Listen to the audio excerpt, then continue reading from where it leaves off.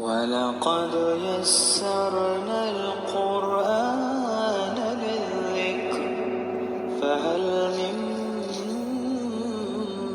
مُّدَّكِرٍ۔ اعوذ باللہ من الشیطان الرجیم، بسم اللہ الرحمن الرحیم۔ قالو، انہوں نے کہا، سبحانک، پاک ہے تو، لا نہیں، علم لنا، کوئی علم ہمارے لیے، الا مگر ما جو علمتنا، سکھایا تم نے، آپ نے ہمیں، انکا بے شک انتا علیم الحکیم، آپ ہی تو ہیں بہت علم والے اور حکمت والے۔ وہ بول اٹھے، آپ کی ذات پاک ہے اور جو کچھ علم آپ نے ہمیں دیا ہے اس کے سوا ہم کچھ نہیں جانتے، حقیقت میں علم اور حکمت کے مالک تو صرف آپ ہی ہیں۔ اس آیت کی تفسیر میں مفسرین بیان کرتے ہیں کہ اللہ سبحانہ تعالیٰ کی اس کائناتی حکومت میں ملائکہ کی حیثیت در حقیقت اللہ کے کرندوں کی سی ہے، چنانچہ ہر ایک کو اس کے شعبے کے مطابق علم دیا گیا۔ اس کا علم جو ہے وہ مکمل علم نہیں ہے اور ان کے پاس تمام چیزوں کا علم حاصل کرنے کی استطاعت بھی نہیں ہے۔ مثلاً کوئی فرشتہ جو ہے بارش کے پر مامور ہے، کوئی پہاڑوں پر مامور ہے، جس کا ذکر سیرت میں آتا ہے کہ جب طائف میں رسول اللہ صلی اللہ علیہ وسلم پر پتھراؤ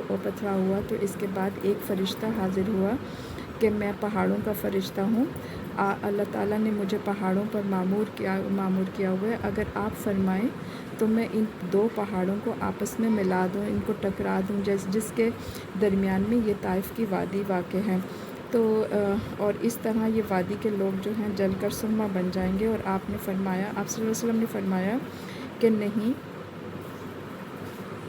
ایسا نہیں ہو سکتا ہے کہ اللہ تعالیٰ ان کی آئندہ نسلوں کو ہدایت دے دیں تو فرشتے نے اللہ تعالیٰ کی طرف سے تو جو فرشتے ہیں یہ اللہ تعالیٰ کی طرف سے مختلف خدمات پر مامور ہیں اور ان کو جو بھی علم دیا گیا صرف ان کی اپنے فرائض منصبی کو ادا کرنے اور ان کے اپنے شعبے کے مطابق ہے، جبکہ حضرت آدم علیہ السلام کو جو علم دیا گیا تھا وہ مکمل علم دیا گیا تھا جو بڑھتے بڑھتے اب تناور درخت بن چکا ہے۔ قال آدم، فرمایا اے آدم، انبئوہم، خبر دو انہیں باسمائہم، ان کے ناموں کی، فلما، پھر جب، حضرت آدم نے خبر دی انہیں باسمائہم، ان کے ناموں کی، قال، فرمایا، عالم، کیا نہیں، اقل، میں نے کہا تھا، لکم، تم سے، انی، بے شک میں، علم، میں جانتا ہوں، غیب السماوات والارض، غیب آسمانوں اور زمین کا، وعلم، اور میں جانتا ہوں، ما، جو کچھ، تعبدون، تم ظاہر کرتے ہو، وما، اور جو کچھ، کنتم، تکتمون، تم چھپاتے ہو۔ اللہ تعالیٰ نے کہا آدم علیہ السلام سے، تم ان چیزوں کے نام بتا دو۔ چنانچہ جب حضرت آدم علیہ السلام نے ان سب چیزوں کے نام بتا دیے تو اللہ تعالیٰ نے فرشتوں سے کہا، کیا میں نے تم سے نہیں کہا تھا کہ میں آسمانوں اور زمین کے بھید جانتا ہوں،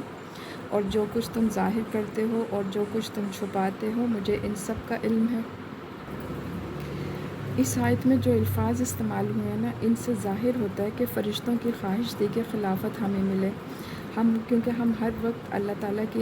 تعالیٰ کی تسبیح اور پاکی بیان کرتے ہیں، جو حکم ملتا ہے اسے بجا لیتے ہیں، نافرمانی نہیں کرتے، تو یہ خلافت کسی اور مخلوق کو کیوں دی جا رہی ہے؟ اب آگے تیسری مخلوق کا بھی ذکر آئے گا، لہٰذا یہاں پر نوٹ کرنے والی بات یہ ہے کہ اللہ تعالیٰ کی تین مخلوقات جو ہیں وہ ایسی ہیں جو صاحب شعور ہیں، شعور ہیں جن میں انا جیسے انا ہے، انا کا شعور ہے۔ ایک ملائکہ ہیں،